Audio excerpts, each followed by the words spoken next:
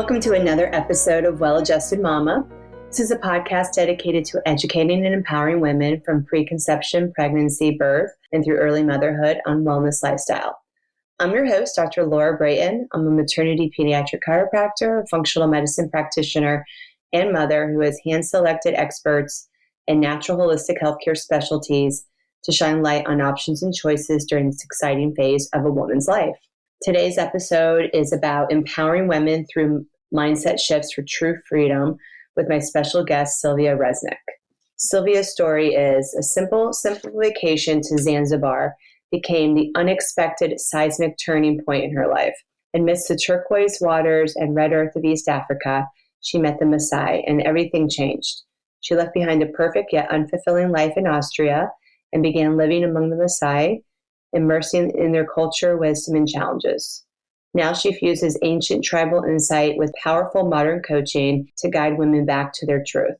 She empowers audiences to live aligned, make soul-led decisions, and embrace authentic freedom. Her voice also champions the movement to end female genital mutilation, working directly with the Maasai leaders toward lasting change. And you can find more information at her website, silviaresnik.com. That's SILVIA Resnik, RESNIK.com. Hi, Silvia. Welcome to the show. I'm very excited to have you on today. Hello, Laura. Thank you for having me on the show. Yes, of course. So today's topic is empowering women through mindset shifts for true freedom. And I'd love for you to start off with sharing a little bit about your personal story, how you became a woman's empowerment coach and kind of the journey that you've gone through in the past few years. Yeah. So I'm coming from Austria. I'm currently in Austria. And I started becoming a kindergarten teacher. So I was working in the kindergarten with kids.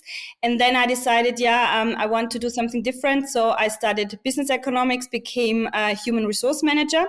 And I was having a successful career then. And I was having the perfect life. I had a beautiful car, nice husband, nice house, all the things that you want to check. But I still felt that something is missing. And I never knew what it is. And, then I started my journey. I started to do coaching. I started to do family constellation and other things. I have to say that I'm spiritual. So I also touched in those kind of things, inner child work and everything.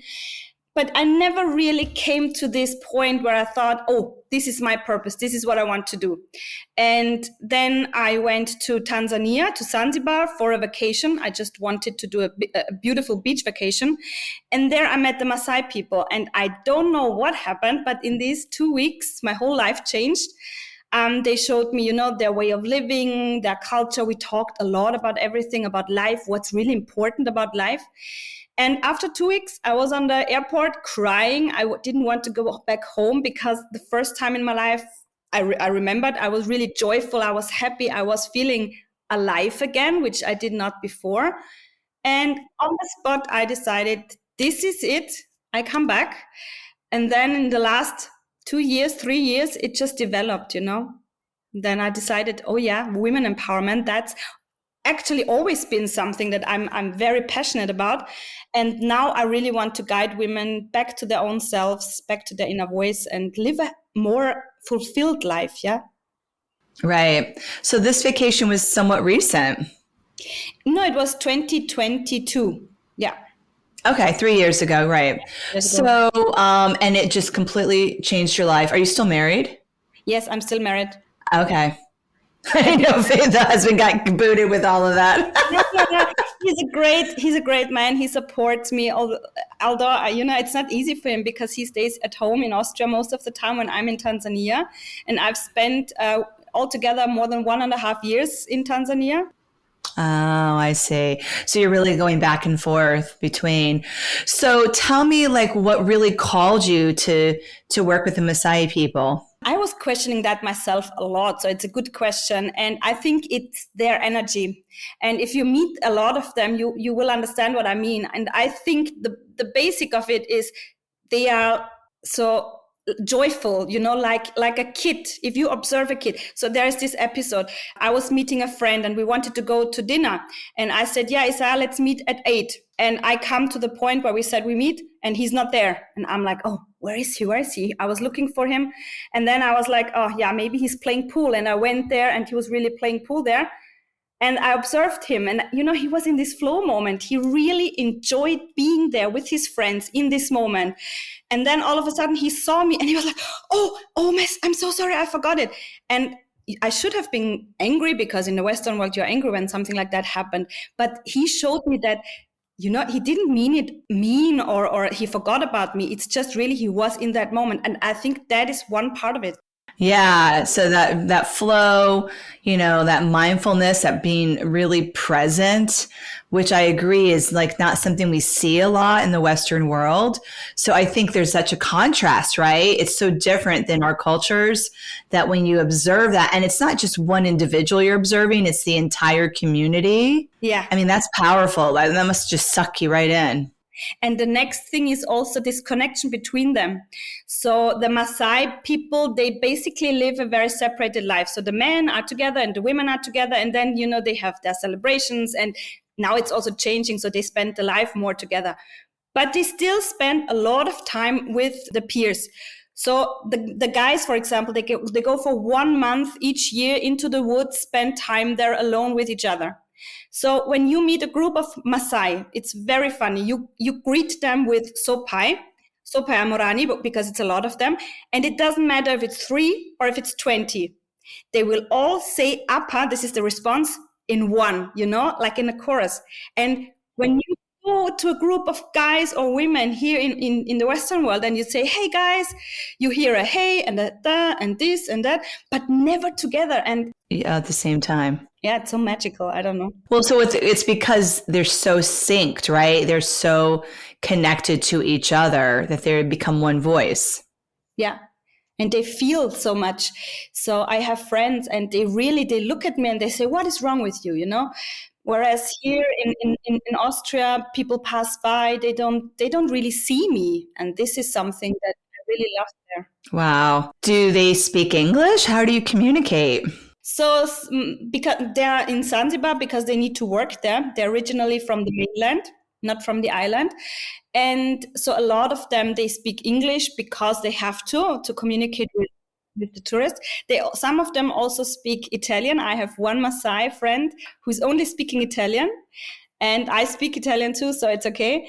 And, some of them speak Polish or whatever language. But originally, they speak Swahili. Maasai is a different language, the Ma language, and English. Wow, got it.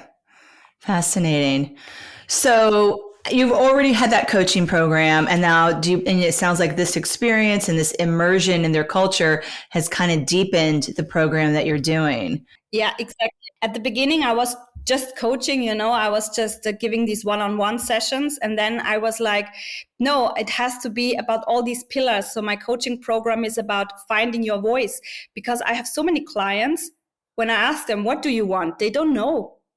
Who are you? They don't know where you want to go. They don't know these kind of things. So this is the first thing. We look, where are you? What do you want? And so on. And then we go further. We remove the blockages. We learn to really love ourselves again. Also, I help them to love themselves again, to find their voice, all these kind of stuff. And then setting healthy boundaries and communicating them also right. Because I think communication is a very big part in every form of relationship. And what I also observed when I was living with the Maasai is that we communicate and we assume that the opposite, they know our reality, which they don't. So our communication is always based on, I assume you know what my reality is. So I learned with the Maasai to go down, to go to the basement of communication, to explain everything. So these are the pillars of my coaching program. And then we work on the resilience. So we prepare for the obstacles and everything. Oh, that's cool. I want to learn how, we all have our limiting beliefs and our blocks. So how do you help a woman that you're working with, number one, identify hers, she may not be conscious of, and then once it's identified, how to release it? So what I recommend everyone is to journal down. How do you talk to yourself? what are the thoughts and what are the sayings, like I'm not good in mathematics, for example. And this is what I always tell myself. Or I'm not good in speaking languages. I'm not good at this or that.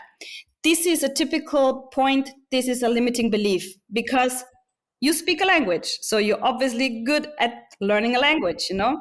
And, you know, I'm not saying that limiting beliefs are always bad.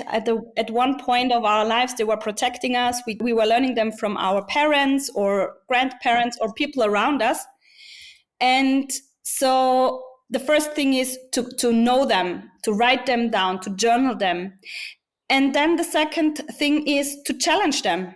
Is it right? Am I really bad at mathematics?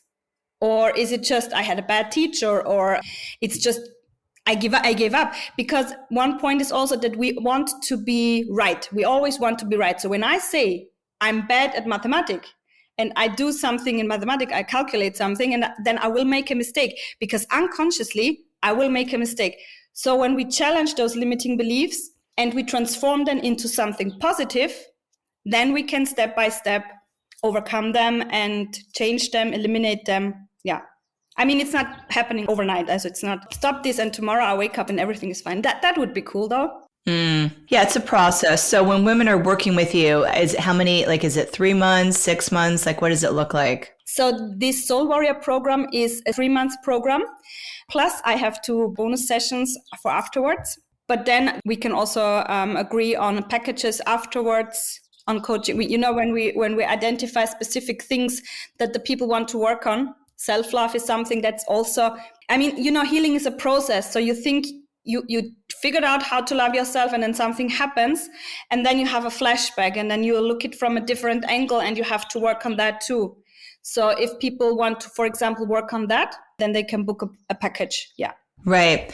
Yeah, I do think for someone feeling stuck, it's really because they just don't know what they want, right? And that's why they're just not moving forward, because you can't move forward if you don't know what you want. So getting that clarity is so powerful. And then once that clarity is in front of you, you can really start to attract and manifest and call in the next steps and support to move you towards that purpose, that goal, right? Exactly.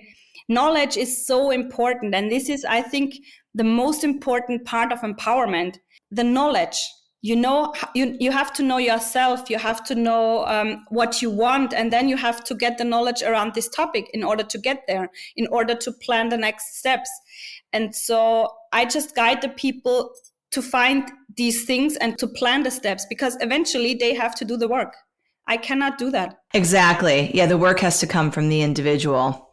I mean, it's so fascinating. Like, you mentioned some of the things that you had learned from the Maasai was just really basic foundational communication skills. And I agree, like you can use that in your personal life, professional, with friends, as moms, listening, communication with your child, right? Which can be challenging at times. Children can test us, right? So there has to be some sort of grounding, like almost a meditation process. Is there a meditation that the Maasai do to help keep them grounded? They do it, but not consciously, I would say. So they don't call it, I'm going to meditate now. They have their specific dances, for example. And then when they do this, they get in this kind of trance where they always make the same movements. They make the same singing. So this is some sort of meditation. And I also observed them. There was this older guy, and usually they go with the guys. They go out with the cattle. But in the morning, I was observing this guy, and he walked out, and then he came back, and I asked him what he did, because he went out with the cat just a little bit, not far away, but he was alone. And then he told me, yeah, he's just standing there listening to his cows, because the cows are so important for them, and standing there listening to the environment, and just thanking God that he's here, thanking God everything is fine, and that he is alive. So this is their meditation. Mm-hmm. And with the dances and singing, is this done like on a weekly basis? Like how frequent do they have these types of celebrations? Basically, they do the celebrations regularly, I would say. It depends, Now in June, there is this time where they have the big celebrations, because also this year is the celebration where it's called Oinuto. And this is the initiation rite where the boys become men and the girls become women. And they do this through FGM. And the boys, they get their circumcision. So this month there are many celebrations, but they also do it, when somebody has a not birthday, they don't really celebrate it, but if somebody have a baby, or I don't know, they just find excuses. Right, the original birthday, the day that you're actually born. Do they do that around death as well? Like, is it part of the life cycle, or they?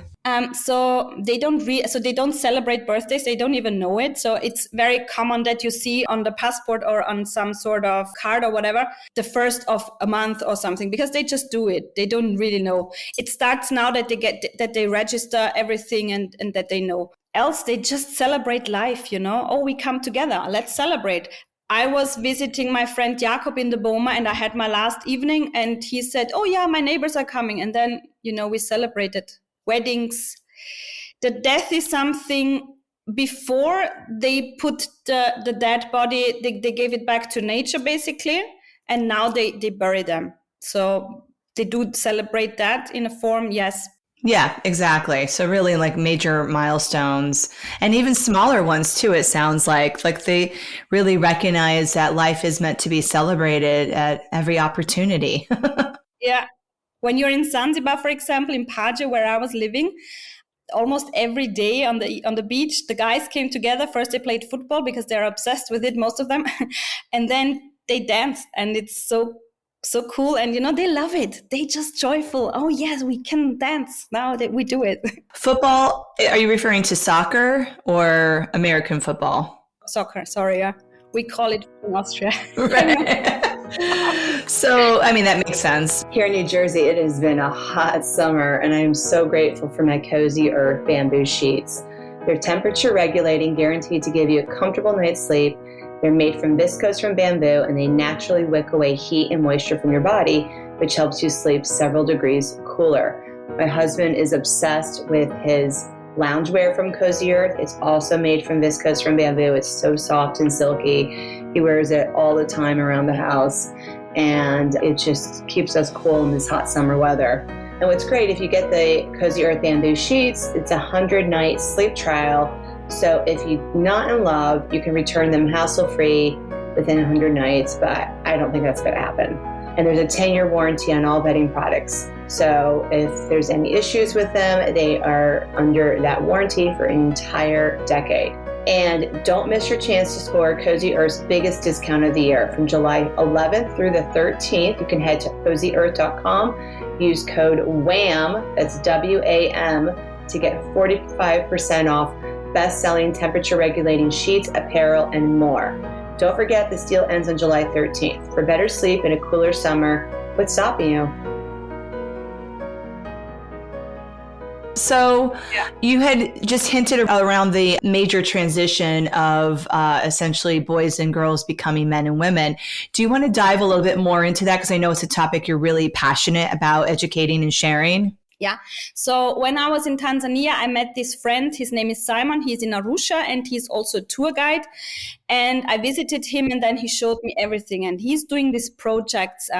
He has this organization, Nadumo Maasai organization, and he is fighting for the empowerment of women and also to stop female genital mutilation.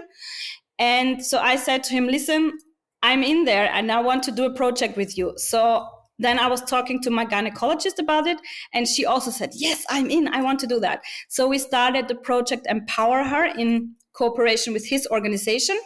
And the plan is to first gain trust, so we want to go there into the villages. We want to teach them how to craft their own. So when they have the menstruation, these pads, these reusable pads, how to make them, then they can sell it, how to make business basically.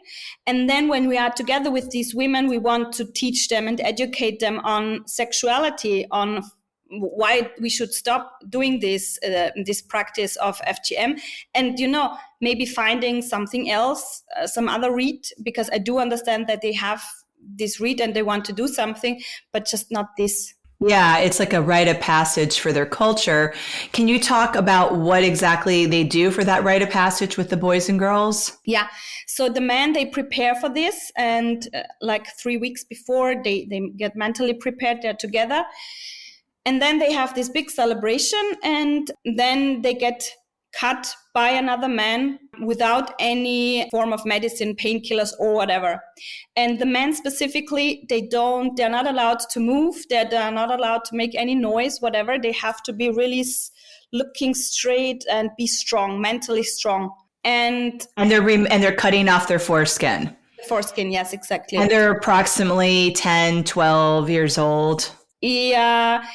The youngest friend I have, he was 10, but that's very early. They do this read every 7 years. So this year is one. Oh, I was wondering why there was a range. It's because it's not annual. So once every 7 years. So it's a group of tween teens that are part of that.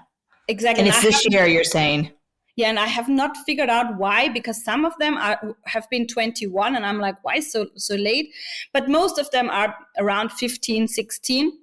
And yeah, the girls, they are allowed to cry, but they get their clitoris is cut off. So, and a lot of them die. Sometimes they also start now to make it not as a rite, because it's forbidden in Tanzania. So the government has forbidden it.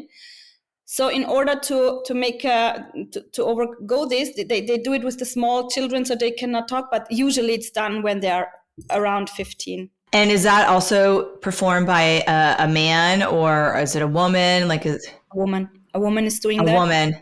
Mm. Oh, wow. And this is so horrible. So in Kenya, the Maasai, they are much further. They are more educated, and they have, I would not say stopped it, but they are on a good way, on a better way.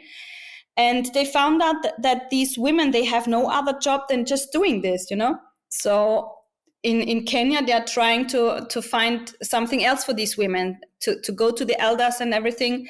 So I want to talk to them and maybe make a cooperation with them too, and get those ideas, get the Maasai from Kenya to Tanzania, telling them how they do it, because it's also like the Tanzania Maasai, they somehow look a little bit over to the Kenyan Maasai, because they are a little bit, they have achieved more. They are in the government sometimes, and they're generally more in the community of whole Kenya, to be honest. Yeah. I see. So that's interesting that even from country to country, the culture and tribe of the Maasai people is different. Yeah, it is.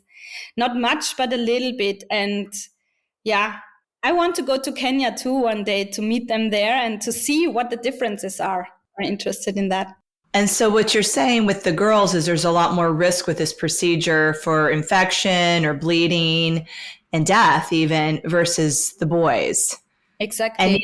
And neither one get any type of anesthetic. Nobody. Pain relief. No, that's something they don't use. And yeah. Do they hold the girls down? I mean, are they like held down or strapped down, or? Yeah, so I don't really know it about the girls, but what I've been told, because I've never been there.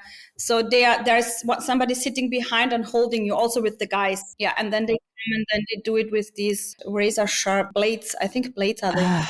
Oh my God, it just sounds crazy. And I'm talking a lot about this with the people there, with the Maasai that I meet. And there's one guy, and he told me he will not do this with his kids and with his girls, because he observed how a girl died next to him, how she, was bleeding out, and he said this was so traumatic for him, and he wants. It was like his friend died, right? Oh, are the girls and boys next to each other? No, they're separated. Oh, got it. Oh, it's so horrible. And so I would like for you to talk a little bit about why this is specifically part of the rite of passage into adulthood, essentially. Like, why is the culture doing this? So I was talking about this with them, and as far as I understand it, it is to prepare them mentally. So the Maasai, they are a semi-nomadic tribe. Now they have their bomas, their houses, but then they go out in the bush with the cattle to bring them to the water, because they have dry seasons, so they can eat the grass and everything. And there are lions and hyenas and cheetahs and whatever. So I think that's what they explained to me. They have to prepare mentally for this case, because when they hurt themselves in a fight with them, there is no anesthesia, there's nothing. So they have to deal with it and they have to get over it. So it makes them mentally stronger, and they are really, this is something that also fascinates me. They're so strong mentally. Both the men and women. Yeah, men and women. And I do understand that maybe going through this sort of pain, physical pain, is helpful for them to gain this strength. And some of them also have their fire marks. So they do some fire marks on the body, or they have these circles. You can see this very often here and here. So they get these circles. So I was talking to them, maybe we can find something, to exchange basically. The circles on the face are also from being burned? Yeah, they are from being burned. Oh, wow. And they get this around, they also have this tooth. So they remove a tooth here, one of them in the middle. And they told me it's when you are sick. So you can basically put a straw inside and feed them. So that's why. And also they do everything without painkiller. Yeah, I don't know.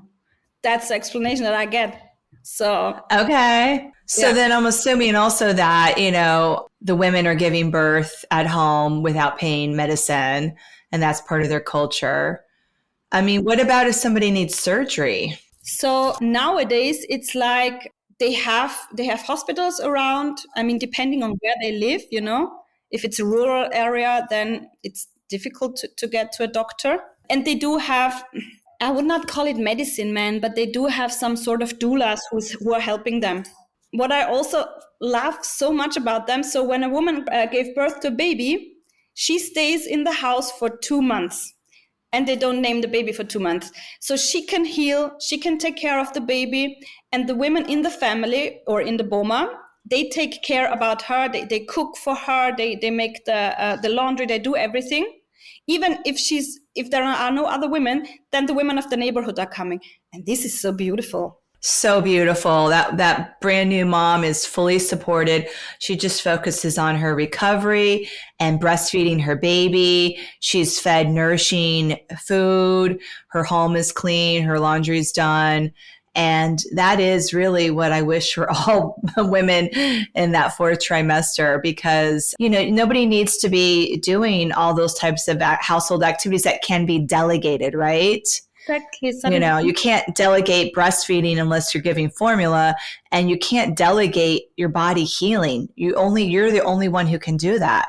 And the more you rest, the quicker and more efficiently you heal. And also this bonding. I mean, I'm not a mom, so I never gave birth to a baby, but I'm interested in the whole topic, and there's so much going on, the hormones and everything. And some mothers, they not initially bond with the baby, which is also very normal because it's a newborn, and so they need time to get to know each other, to bond, to form this relationship. And it's not good to go out and to focus on the world, because you should just focus on yourself and the baby. That's correct. So what about the dad? Is he also spending a lot of time in the home with the new mom and baby? So that is very different, to be honest, because a friend of mine, in January, he became a dad, first-time dad, and he didn't see his baby until these 2 months were over. And I was like, why? I don't understand. Yeah, this is tradition.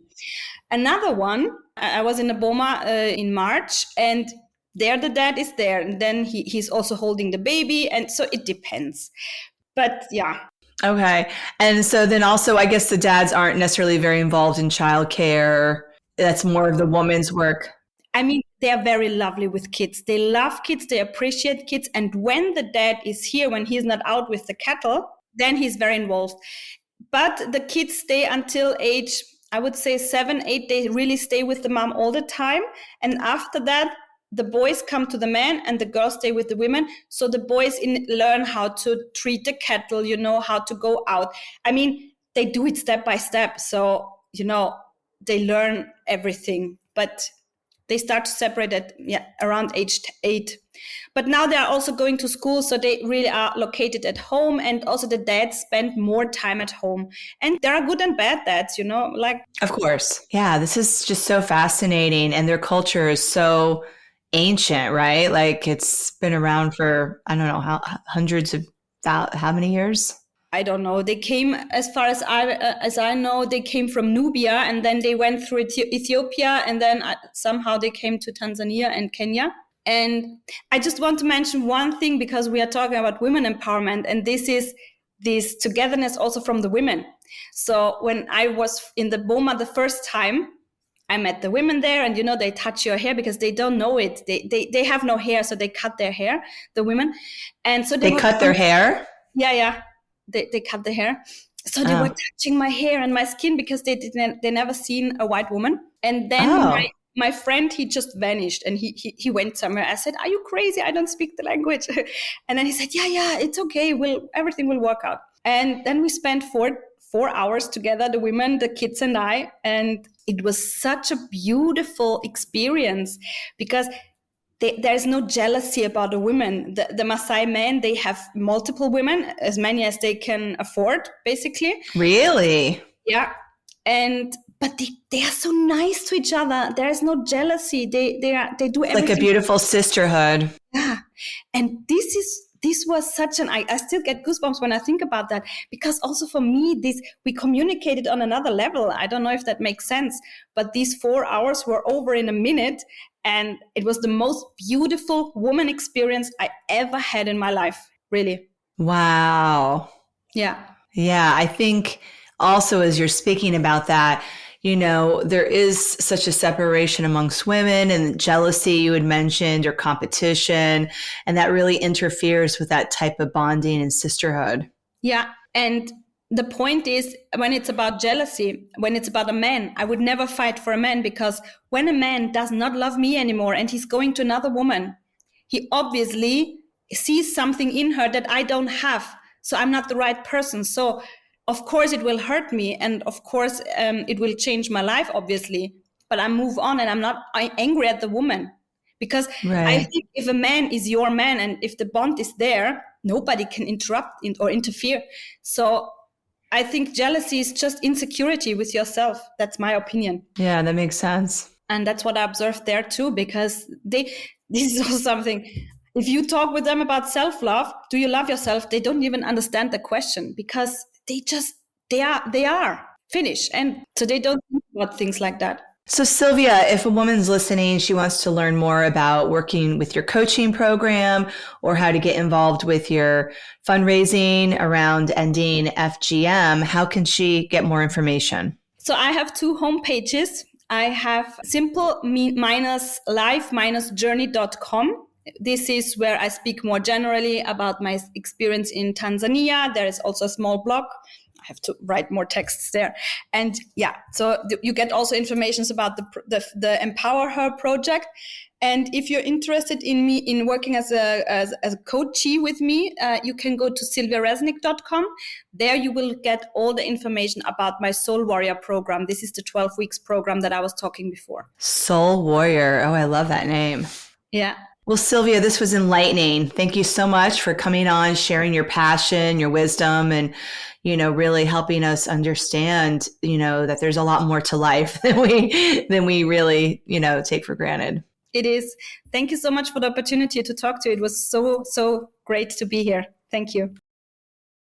Well, I hope you enjoyed today's episode with Silvia. She is such an inspiration around really feeling your power as a woman and really listening to your authentic truth and moving forward with it, which can be scary at times. So if you want to get more information how you can work with Silvia, get support and coaching from her, you can check out her coaching program at silviaresnik.com. Or for more information about her movement to end female genital mutilation, you can check out simple-life-journey.com.